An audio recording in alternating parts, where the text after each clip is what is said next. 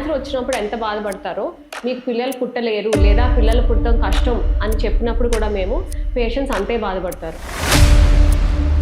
Breast cancer వచ్చినా లేదా ovarian cancer లేదా సర్వైకల్ క్యాన్సర్ ఇట్లాంటివి వచ్చినప్పుడు ఏంటంటే క్యాన్సర్ వల్లనే ఫర్టిలిటీ పైన ఇంపాక్ట్ ఉంటుంది. సపోజ్ వాళ్ళకి బాగా సివియర్ క్యాన్సర్ గ్రేడ్ 3, గ్రేడ్ 4 వాళ్ళకి అసలు సర్వైవల్ ప్రోగ్నోసిస్ ఎలా ఉంటుంది అని తెలియనప్పుడు అలాంటి వాళ్ళకి మీరు చెప్తారా? సో ఆ డెసిషన్ మేకింగ్ లోకి మేము ఇన్వాల్వ్ అవ్వం. మేము చెప్పగలిగేదల్లా కనటం కనకపోవటం అనేది మీ ఇష్టం, కానీ ఈ విషయం గురించి కూడా మీరు ఆలోచించాలి. మాకు ఇప్పుడే చేయాలా ఈ ట్రీట్మెంట్, క్యాన్సర్ ట్రీట్మెంట్ అయిపోయినాక ప్రిజర్వేషన్ చేసుకోవచ్చు అన్న మేము చాలా కామన్గా అడుగుతారు. కానీ చుట్టుపక్కల తల్లిదండ్రులు కుటుంబ సభ్యులు ఏంటంటే ముందు అసలు ఇది చూద్దాం, ఇప్పుడు ట్రీట్మెంట్ ఇప్పుడు ఫర్టిలిటీ గురించి ఇప్పుడు అవసరం, అది మళ్ళీ చూద్దాం, ఫస్ట్ క్యాన్సర్ ట్రీట్మెంట్ చేయించుకుందాం అన్న మనస్తత్వంతోనే ఎక్కువ శాతం ఉంటారు. సో మన లేటెస్ట్ గైడ్ లైన్స్ ప్రకారం ఏదైతే ఆస్కో ఎస్మో చెప్తున్నది ఏంటి అంటే ఎలాంటి క్యాన్సర్ అవ్వనివ్వండి, ఎంత సివియర్ అవ్వనివ్వండి, ఫర్టిలిటీ డిస్కషన్ అన్నది అవ్వాలి. అండ్ వాళ్ళకి కొంచెం ఏమైనా డౌట్స్ ఉన్నా కూడా ఫర్టిలిటీ స్పెషలిస్ట్ దగ్గరికి మీరు రెఫర్ చేస్తే నెక్స్ట్ క్వశ్చన్స్ మేము డీల్ చేస్తాం. చాలా యూట్యూబ్ వీడియోస్ రీల్స్ అన్ని చూసాను, అంటే ఫర్టిలిటీ కోసం ఇచ్చే ట్రీట్మెంట్ టాబ్లెట్స్ ఇంజెక్షన్స్ వల్ల క్యాన్సర్ రిస్క్ పెరగొచ్చు అని అలా ఏమన్నా ఉందా, లేదా అది ఓన్లీ గతంలో మనం మాట్లాడుకునేది ఇప్పుడు కొత్త ట్రీట్మెంట్స్ ఏమైనా వచ్చినాయి? ఈ క్లోమిఫెన్తో నేను చెప్పాను కదా 6 సైకిల్స్ అని, బ్యాక్ టు బ్యాక్ సైకిల్స్ ఇచ్చినప్పుడు ఏమవుతుంది, ఈస్ట్రోజన్ అన్న హార్మోన్ పెరుగుద్ది బాడీలో. సో దాని మూలంగా క్యాన్సర్ వచ్చే ఛాన్స్ ఉంది అని అనేవాళ్ళు. సో బ్యాక్ టు బ్యాక్ ఇచ్చి బ్రేక్ లేకుండా ఎక్కువ ఎగ్స్ ఫామ్ అయిపోయినప్పుడు ఇలాంటి రిస్క్స్ ఉంటాయి. ఫర్టిలిటీ ప్రిజర్వేషన్కి మీ దగ్గరికి పంపించినప్పుడు మీకు ఏమేమి ఆప్షన్స్ ఉంటాయి మేల్స్కి ఫీమేల్స్కి, అంటే మీరు ఎలా ప్రిజర్వ్ చేస్తారు? సో ఇదివరకు కాలంలో ఏమనుకునే వాళ్ళు ఓన్లీ పీరియడ్స్ వచ్చినప్పుడే ఈ ట్రీట్మెంట్ స్టార్ట్ చేయాలి అని. సో ఒక క్యాన్సర్ పేషెంట్ అంత టైం వెయిట్ చేయలేరు కదా, అందుకని ఇప్పుడు ర్యాండమ్ స్టార్ట్ ప్రోటోకాల్స్ అని అవైలబుల్గా ఉన్నాయి. సో వాళ్ళు ఏ రోజైతే మన దగ్గరికి వస్తారో ఆ రోజు నుంచి ఇంజెక్షన్ స్టార్ట్ చేయొచ్చు, సైకిల్తో సంబంధం లేదు.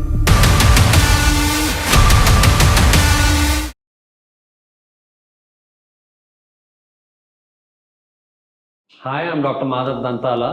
నేను ఒమేగా హాస్పిటల్స్ గచ్చిబౌలిలో consultant medical oncologist, hemato oncologist and bone marrow transplant ఫిజిషియన్ని. ఇవాళ we have a very special guest, doctor Chandani Chinta. She's a consultant fertility specialist at Isha IVF Banjara Hills, and she also happens to be my wife. So ఇవాళ we're having a very interesting conversation about cancer and fertility. అసలు క్యాన్సర్కి ఫర్టిలిటీకి సంబంధం ఉందా అడిగి తెలుసుకుందాం. Hello, hi. So ఈ topic is very close to my heart, ఎందుకంటే everyday క్లినిక్లో నేను చాలా మంది పేషెంట్స్, ఫర్టిలిటీ పేషెంట్స్తో డీల్ చేస్తాను. అండ్ ఈ కాలంలో క్యాన్సర్ సర్వైవల్ రేట్ పెరిగాక క్యాన్సర్ సర్వైవర్స్లో కూడా ఇన్ఫర్టిలిటీ అంటే సంతాన సాఫల్యత అనేది పెరుగుతుంది. సో ఈ కామన్ టాపిక్ గురించి ఐ థింక్ మే ఇద్దరం, because it's the cancer doctor and నేను ఫర్టిలిటీ స్పెషలిస్ట్ కాబట్టి I think it's the best combination. So ఇవాళ దాని గురించి ఎక్కువ లోతుగా తెలుసుకుందాం. యాక్చువల్లీ ఈ టాపిక్ మనం చేయడానికి కారణం కూడా ఇంట్లో కూడా we keep talking to each other about this కదా. అంటే you ask me why I don't refer my patients that often. నా క్యాన్సర్ పేషెంట్స్ అంతమంది ఉంటారు, but I don't send them to you for a fertility consult. And I thought this a very good platform దాని గురించి మాట్లాడటానికి.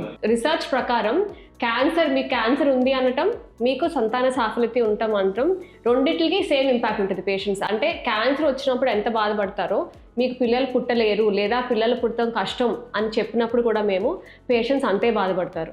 So అలాంటప్పుడు మీరు ఎందుకు మా దగ్గరికి ఎక్కువ పంపించట్లేదు, తర్వాత అసలు క్యాన్సర్ మూలంగా పేషెంట్స్కి ఫర్టిలిటీ అనేది ఎందుకు తగ్గుద్ది మీరు చెప్తారా? సో క్యాన్సర్కి ఫర్టిలిటీ ఖచ్చితంగా సంబంధం ఉంది. ఒకటేంటంటే ఏ రకమైన క్యాన్సర్ అన్న దాని బేసిస్ మీద ఉంటుంది. ఫర్ ఎగ్జాంపుల్ ఇప్పుడు బ్రెస్ట్ క్యాన్సర్ వచ్చినా లేదా ఓవేరియన్ క్యాన్సర్ లేదా సర్వైకల్ క్యాన్సర్ ఇట్లాంటివి వచ్చినప్పుడు ఏంటంటే క్యాన్సర్ వల్లనే ఫర్టిలిటీ పైన ఇంపాక్ట్ ఉంటుంది. రెండోది మేము క్యాన్సర్కి ఇచ్చే కీమోథెరపీ మెడిసిన్స్ వల్ల కూడా ఇంపాక్ట్ ఉంటుంది. అది ఐదర్ పర్మనెంట్ ఇన్ఫర్టిలిటీ కాజ్ చేయొచ్చు లేదా రివర్సిబుల్, అంటే క్యాన్సర్ కీమోథెరపీ ట్రీట్మెంట్ అంతా పూర్తయిన తర్వాత మళ్ళీ వాళ్ళకి ఫర్టిలిటీ తిరిగి రావచ్చు. సో క్యాన్సర్ మూలంగా కూడా ఇన్ఫర్టిలిటీ రావచ్చు అంటున్నారు కదా. సో పలు కేసెస్ నేను చూశాను ఫర్టిలిటీ క్లినిక్లో.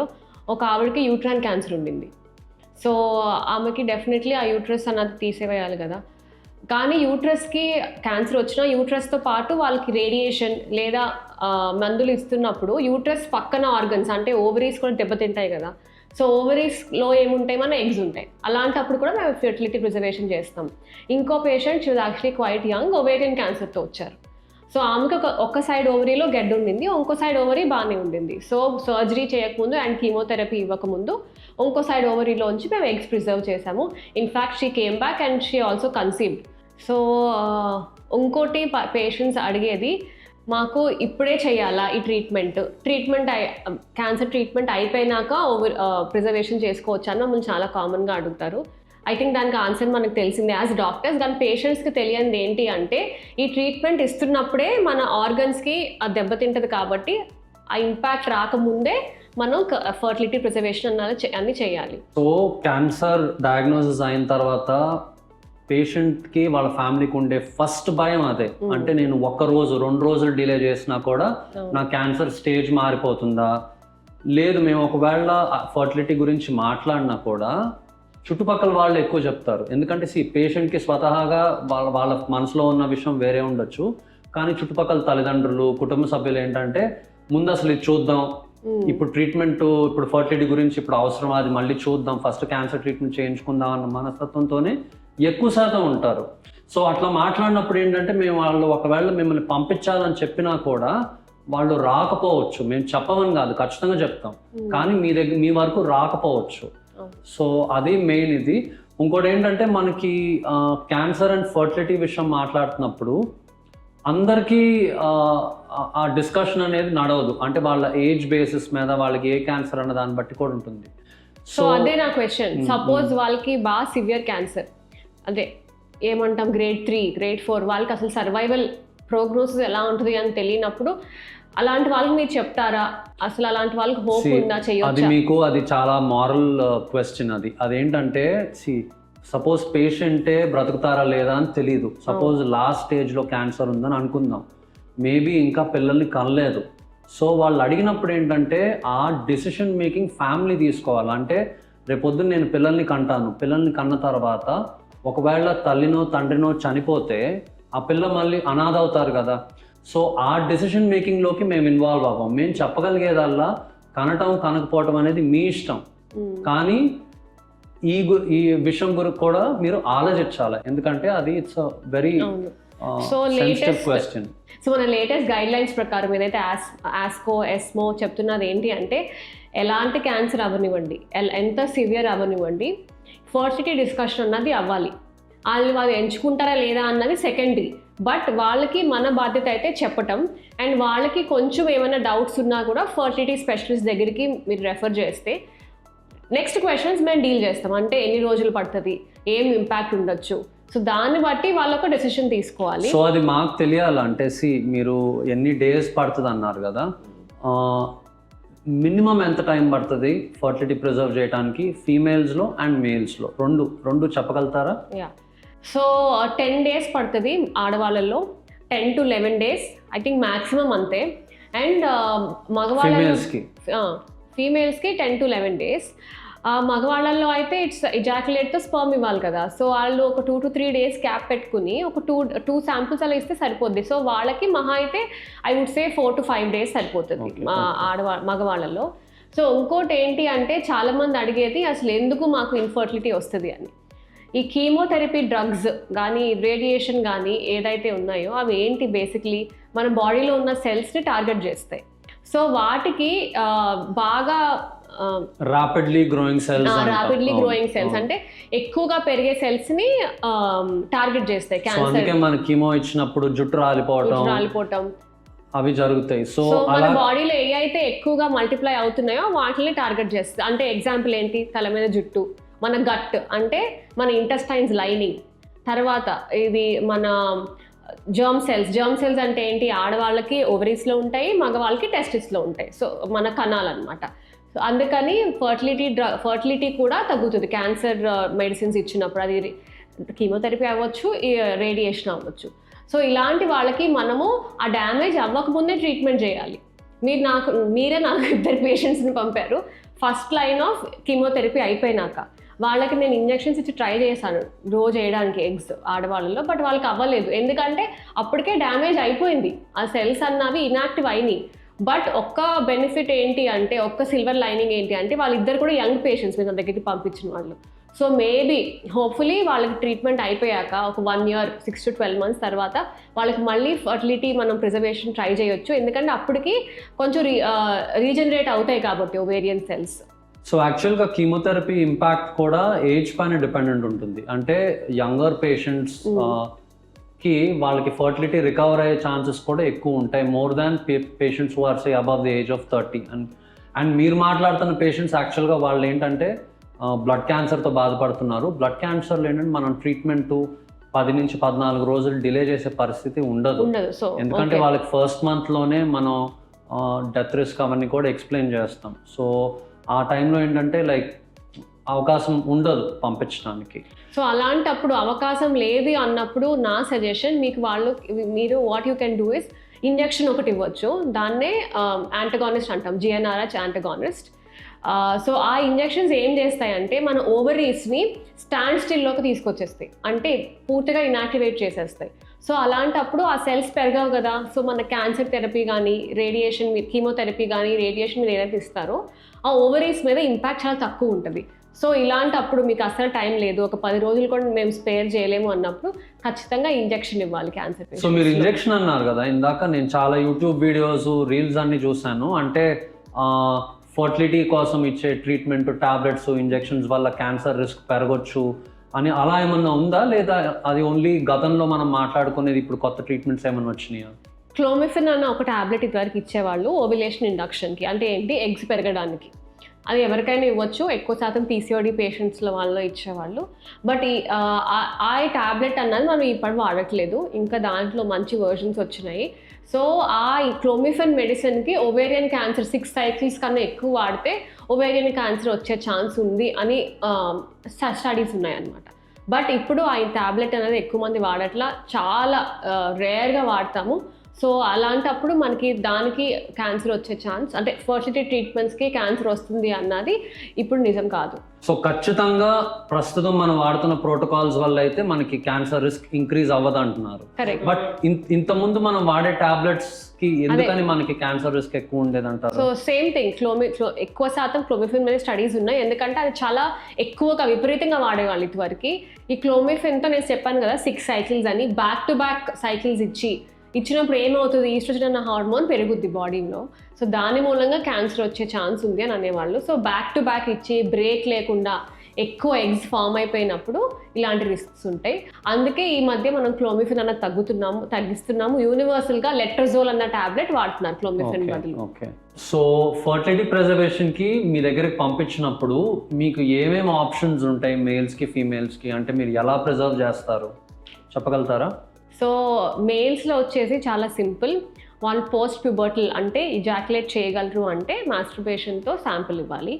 దానికి చాలా బేసిక్ టెస్ట్ మనకు అవసరం వైరల్ మార్కర్స్, ఎందుకంటే అది బాడీలీ ఫ్లూయిడ్ కాబట్టి మన ల్యాబ్ వాళ్ళు అడుగుతారు definitely. So HIV, HbSAg, HCV and VDRL ఈ టెస్టులు చేయించుకుని మన దగ్గరికి వస్తే ఎక్కువ శాతం వాళ్ళకి ఆల్రెడీ ఆ టెస్టులు అయిపోయి ఉంటాయి.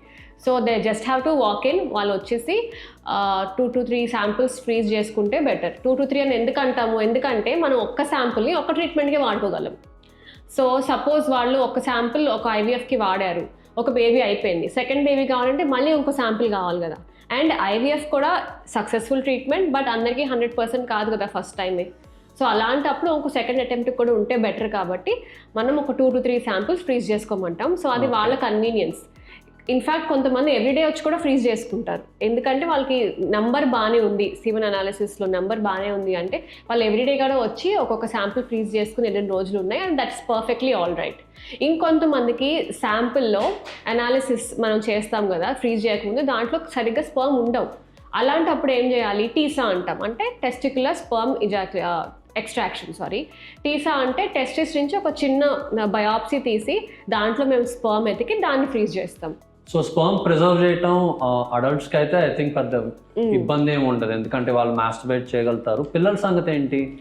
పిల్లలు అంటే ప్యూబర్టీ వచ్చిన వాళ్ళు అయితే ఆల్రెడీ వాళ్ళకి మనం టీసా చేయవచ్చు, సేమ్ నేను చెప్పిన పద్ధతి. జాక్యులేట్ చేయలేరు కానీ ఆల్రెడీ వాళ్ళకి మెచ్యూర్ స్పర్మ్ ప్రొడ్యూస్ అవుతున్నాయంటే వాళ్ళకి మనం టీసా చేస్తాము. ప్రీ ప్యూబర్టీ అంటే ప్యూబర్టీ రాకముందు వాళ్ళకి టెస్టిక్యులర్ టిష్యూ ప్రిజర్వేషన్ అంటాం.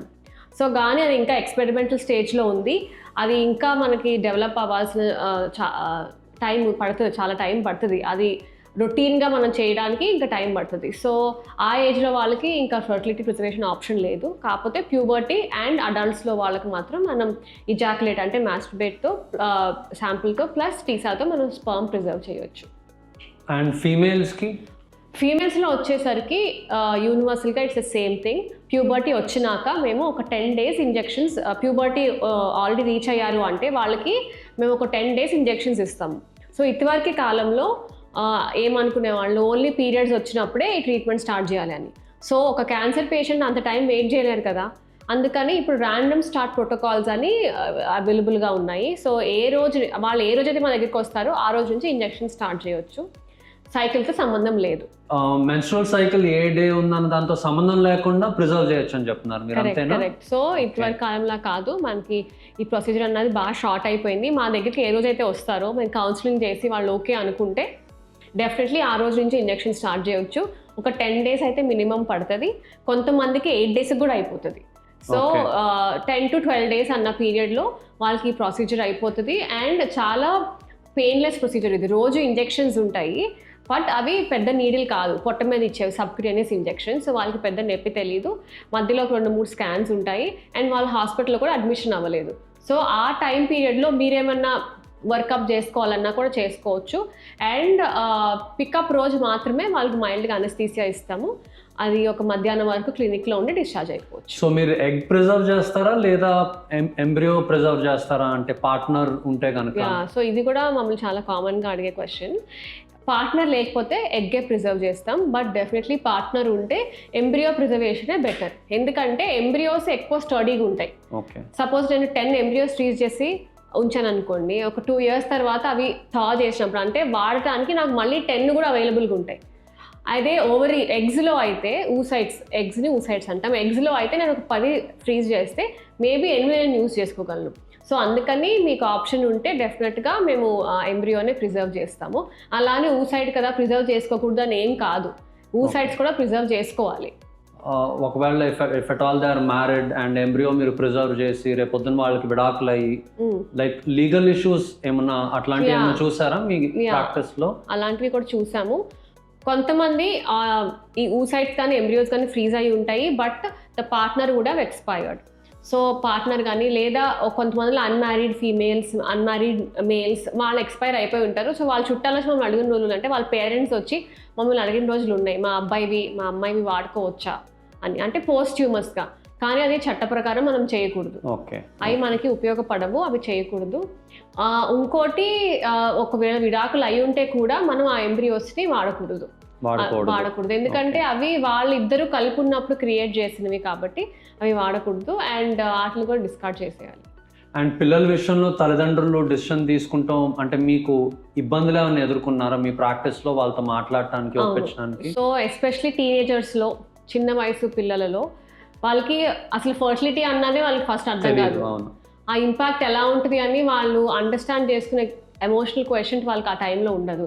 ప్లస్ ఈ క్యాన్సర్ డయాగ్నోసిస్, ఈ ట్రీట్మెంట్స్ వీటితోనే they will be very overwhelmed. So అలాంటప్పుడు మేము ఎక్కువ శాతం పేరెంట్స్తోనే మాట్లాడతాం. And we take the help of counsellors, మా సెంటర్లో ఉన్న కౌన్సిలర్స్ హెల్ప్ తీసుకుని we try to explain to them. తర్వాత ఎందుకంటే చాలా పెయిన్లెస్ కాబట్టి యాక్సెప్టెన్స్ పర్లేదు, బాగానే ఉంది. మేబీ ఇది పెయిన్ఫుల్ ప్రొసీజర్ అయి ఉంటే యాక్సెప్ట్ చేసేవాళ్ళు కాదేమో. కానీ నేను చెప్పినట్టు ఇంజెక్షన్స్ పెద్ద పెయిన్ ఉండవు, అండ్ పొట్ట మీద ఇచ్చేవి చాలా హ్యాసిల్ ఫ్రీగా ఉంటుంది బేసిక్లీ. సో అందుకనే కొంచెం యాక్సెప్టెన్స్ బాగానే ఉంది. ఓకే. అండ్ మారల్ ఇష్యూస్ ఏమన్నా ఉంటాయా వర్జినిటీకి దీనికి, ఇట్లాంటిది ఏమన్నా సంబంధం? ఇట్లా స్కాన్స్ అన్నవి మనం అబ్డామినల్గానే చేస్తాం కాబట్టి it's not a problem. And like I said, మనం సరిగ్గా వాళ్ళని కౌన్సిలింగ్ చేస్తే దాని ఇంపాక్ట్ ఫ్యూచర్లో ఎలా ఉంటుంది అని తెలుసుకుంటే యాక్సెప్ట్ చేసే వాళ్ళే ఎక్కువ శాతం ఉన్నారు. అన్ని కల్చర్స్లో కూడా యాక్సెప్ట్ చేసిన వాళ్ళు ఉన్నారు. సో ఫర్టిలిటీ మీరు ఇప్పుడు ఊసైడ్ ప్రిజర్వేషన్ అన్నారు కదా, అవి కాకుండా కొత్తగా ఏమన్నా అందుబాటులో వచ్చినాయా? అంటే ఫర్టిలిటీ అంత బాగాలేని వాళ్ళకి నేను ఆ ఓవేరియన్ టిష్యూ కూడా ప్రిజర్వ్ చేయొచ్చు అని నేను చదివినట్టు గుర్తు. సో అట్లాంటివి ఓవేరియన్ టిష్యూ కూడా మనం ప్రిజర్వ్ చేయొచ్చు, కొన్ని సెంటర్స్లో చేస్తున్నారు. But it is still experimental. అంటే అది ప్రిజర్వ్ చేస్తాం కరెక్ట్. అది పెట్టినాక ఎంతవరకు మనకు ఉంటుంది అన్నది ఇంకా స్టడీస్ అవుతున్నాయి. కానీ కొంతమంది పేషెంట్స్ చేసిన రోజులు కూడా ఉన్నాయి. అండ్ మనకు తెలియాల్సింది ఏంటి అంటే ఆ టిష్యూ పెట్టినాక కూడా మీకు లైఫ్ లాంగ్ ఏం ఫర్టిలిటీ ఉండదు. ఓకే, అది పెట్టాక మేబీ 2 to 5 years వరకు దాని ఎఫెక్ట్ మన బాడీలో ఉంటుంది. సో ఆ టైంలో మనం మళ్ళీ పిల్లల్ని కనాలి. ఇంకోటి కొన్ని క్యాన్సర్స్కి లైక్ బ్రెస్ట్ క్యాన్సర్కి ఇప్పుడు BRCA మ్యూటేషన్ ఉంది అంటే జన్యుపరమైన మార్పు వల్ల వంశపారంపరంగా కూడా బ్రెస్ట్ ఓవేరియన్ క్యాన్సర్ వచ్చే అవకాశం ఉన్నప్పుడు అలాంటి వాటిలో మనకి IVF ఉపయోగాలు ఏమైనా ఉంటాయా? అంటే మనకి ఇప్పుడు పుట్టబోయే పిల్లలకి అలాంటి జన్యుపరమైన మార్పు ఉండకూడదు అని అట్లాంటి విషయాలు ఏమైనా IVF ఉపయోగపడుతుందా? డెఫినెట్లీ ఐ థింక్ అది one of the most important indication నా ప్రకారం అయితే. మనం పుట్టే పిల్లలకి ఎందుకు జబ్బు ఉండాలనుకుంటాం? We want them to be healthy and happy, right? So BRCA mutations, ఇంకేమైనా మ్యూటేషన్స్ జర్మ్ లైన్లో మనకి అదే తరతరాలుగా వచ్చే ఛాన్స్ ఉంది అన్నప్పుడు ఆ జీన్ని మనం ఎంబ్రియోస్లో ముందే టెస్ట్ చేయొచ్చు. IVF చేసి ఆ ఎంబ్రియో మీద బయాప్సీ చేసి మంచిగా ఉన్న ఎంబ్రియోస్ని మాత్రమే which don't have the mutation మనం ట్రాన్స్ఫర్ చేయొచ్చు.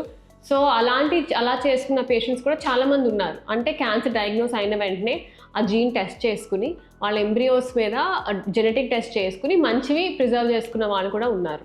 సో ఈవెన్ మన తల్లిదండ్రులకు ఉన్నా కూడా అట్లాంటి క్యాన్సర్స్ మనకు కూడా జన్యుపరమైన లోపం ఉన్నప్పుడు నాకు ఇంకా క్యాన్సర్ రాకముందే ప్రిజర్వ్ చేయమని సజెస్ట్ చేస్తారా మీరు ఊసైట్స్ అవి? అవును, క్యాన్సర్ రాకముందే ప్రిజర్వ్ చేసుకుని తర్వాత దానికి కావాల్సిన, ఇప్పుడు ఐ థింక్ మీరే నాకన్నా ఎక్కువ చెప్పగలరు, BRCA మ్యూటేషన్ అయి ఉంటే వాళ్ళు మాస్టెక్టమీ ప్లస్ ఊఫరెక్టమీకి వెళ్ళాలి. సో దానికి ముందే వాళ్ళు ప్రిజర్వ్ చేసుకుని వెళ్తే వాళ్ళ లైఫ్ ప్రొలాంగ్ అవుతుంది, ప్లస్ పిల్లలకి జస్టిస్ చేసిన వాళ్ళు ఉంటారు.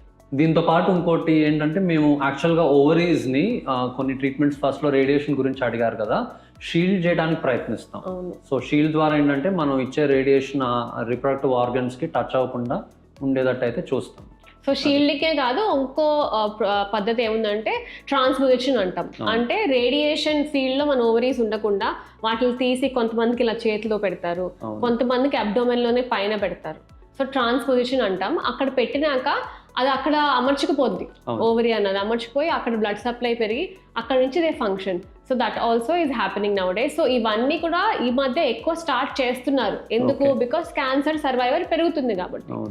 సో వీటి మీద డెఫినెట్గా in future we have more hope. ఇంకా ఎక్కువ ఎస్టాబ్లిష్డ్ ప్రొసీజర్స్ వస్తాయి మనకి. సో మాధవ్, ఐ థింక్ మనం ఇప్పటి వరకు చాలా సీరియస్ డిస్కషన్ చేసాం.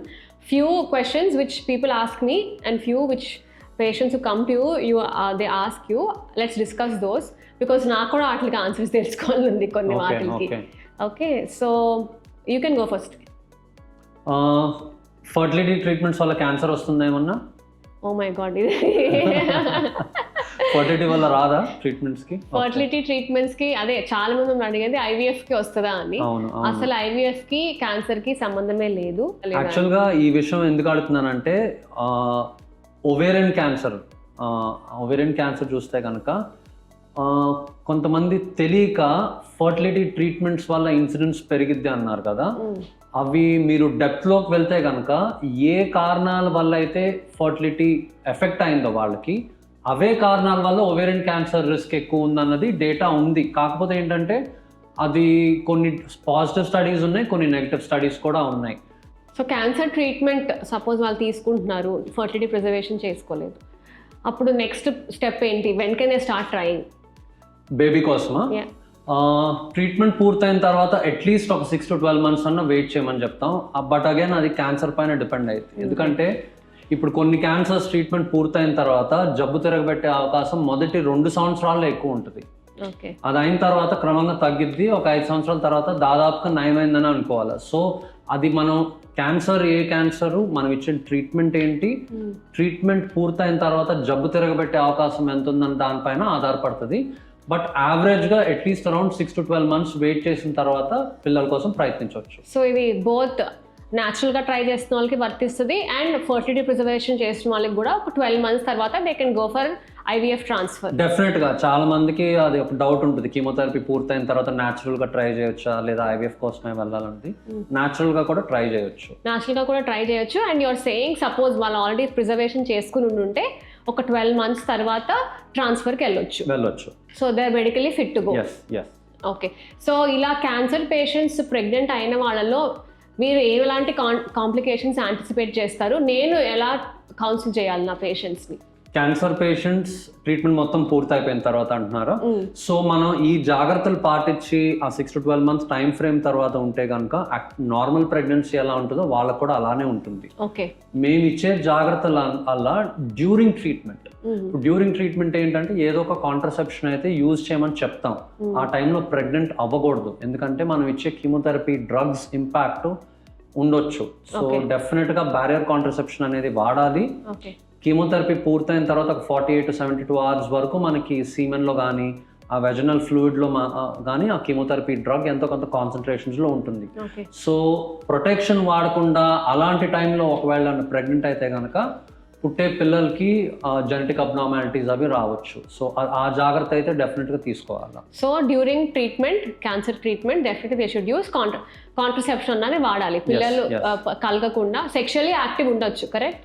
సో సెక్షువల్లీ యాక్టివ్ ఉండొచ్చు. చాలామంది ఇట్లా మాకు ఓపీడీకి వచ్చినప్పుడు మేము క్యాన్సర్ ట్రీట్మెంట్ గురించి మొత్తం మాట్లాడిన తర్వాత మళ్ళీ తిరిగి వచ్చి అడుగుతారు ఈ ప్రశ్న. సో క్యాన్సర్ ట్రీట్మెంట్ అప్పుడు కొన్ని జాగ్రత్తలు పాటించాలి. ఏంటంటే సపోజ్ ఇప్పుడు మేము ఇచ్చే కీమోథెరపీ డ్రగ్స్ వల్ల రక్త కణాలు బాగా తక్కువ ఉన్నాయి అనుకోండి, ప్లేట్లెట్స్ బాగా తక్కువ ఉన్నాయి, WBC కౌంట్ తక్కువ ఉందంటే కనుక ఆబ్వియస్గా కొంత ఇన్ఫెక్షన్ రిస్క్ ఎక్కువ ఉండొచ్చు, లేదా బ్లీడింగ్ రిస్క్ ఉండొచ్చు. అండ్ ఆల్సో మేము కీమోథెరపీ ఇచ్చిన తర్వాత వాటి వల్ల నీరసంగా అనిపించడం అట్లా ఉన్నప్పుడు ఏంటంటే you shouldn't push your partner.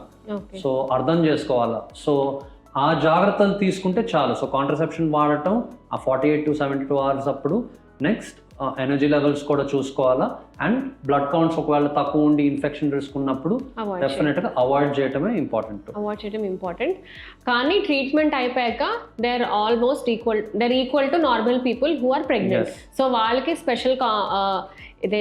స్పెషల్గా ఇలా జాగ్రత్తలు తీసుకోవాలి, ఈ కాంప్లికేషన్స్ యాంటిసిపేట్ చేయొచ్చు అన్నది ఏమీ లేదు. So coming to sexual health, what complications ఎలాంటివి ఎక్స్పెక్ట్ చేయొచ్చు మేము ఆడవాళ్ళల్లో కానీ మగవాళ్ళల్లో కానీ, నాట్ ఓన్లీ ఇన్ఫర్టిలిటీ, అదర్వైజ్ వాళ్ళకి పర్ఫార్మెన్స్ వైజ్ ఏమన్నా ఎక్స్పెక్ట్ చేయొచ్చా మేము కాంప్లికేషన్స్ క్యాన్సర్ థెరపీ మూలంగా, క్యాన్సర్ ట్రీట్మెంట్ మూలంగా? అంటే పర్ఫార్మెన్స్ వైజ్ అంటే will they be able to perform erectile dysfunction? So మనం క్యాన్సర్ ఏది అన్న దాని ప్రకారం ట్రీట్మెంట్ మాట్లాడినప్పుడు సపోజ్ జెనెటిక్ యూరినరీ సిస్టమ్ అంటే మన రీప్రొడక్టివ్ ఆర్గన్స్కి సంబంధించిన క్యాన్సర్స్ అప్పుడు సర్జరీ పూర్తయిన తర్వాత కొన్నిసార్లు మేల్స్కి ఎరెక్టైల్ డిస్ఫంక్షన్ ఉండొచ్చు, ఇజాక్యులేటరీ డిస్ఫంక్షన్ ఉండొచ్చు, ఎందుకంటే ఆ నర్వ్స్ సర్జరీ ప్రాసెస్లో ఎఫెక్ట్ అవ్వచ్చు. అలాగే ఫీమేల్స్కి సర్వైకల్ క్యాన్సర్కి సర్జరీ అయినా యుట్రైన్ ఇట్లాంటివి అయినప్పుడు ఏంటంటే వాళ్ళకి ఆ వెజనల్ డ్రైనెస్, డిస్పారియోనియా అంటే పెయిన్ డ్యూరింగ్ సెక్షువల్ యాక్ట్ అవి ఉండొచ్చు. అండ్ ఆబ్వియస్గా మనకేంటంటే బ్రెస్ట్ క్యాన్సర్ రిలేటెడ్ మనకి ఆ బాడీ ఫామ్ అండ్ ఇమేజ్ దీని బేసిస్ మీద కూడా కొంచెం వాళ్ళకి ఇంపాక్ట్ అనేది ఉండొచ్చు. అందుకే బ్రెస్ట్ క్యాన్సర్లో మనం ఇప్పుడు బ్రెస్ట్ కన్జర్వింగ్ సర్జరీ అని వి ట్రై టు, అంటే వాళ్ళకి క్యాన్సర్ ముందు ఏ ఫామ్ అయితే వాళ్ళకి ఉండిందో అది అచీవ్ చేయడానికి ప్రయత్నిస్తాం. Yeah, correct. So I think thankfully science has developed so much that వాళ్ళకి అలాంటి ఎఫెక్ట్స్ ఉన్నా కూడా దానికి తగిన ట్రీట్మెంట్ మనం ఈ కాలంలో చేయొచ్చు.